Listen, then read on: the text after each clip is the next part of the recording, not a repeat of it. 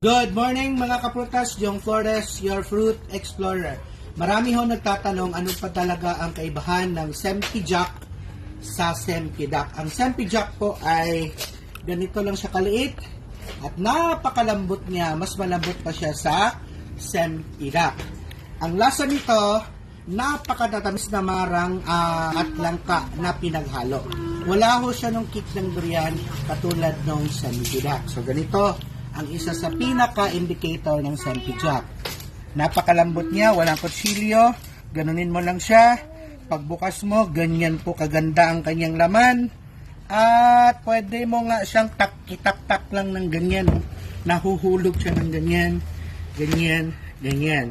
So, hindi mo yan nagagawa sa langka at sa Sempidak. So, ganyan kaganda ang kanyang loob. At ganito kaganda ang kanyang laman. At I can assure you, this is one of the sweetest fruit na pwede nyong matikman. Thank you for watching.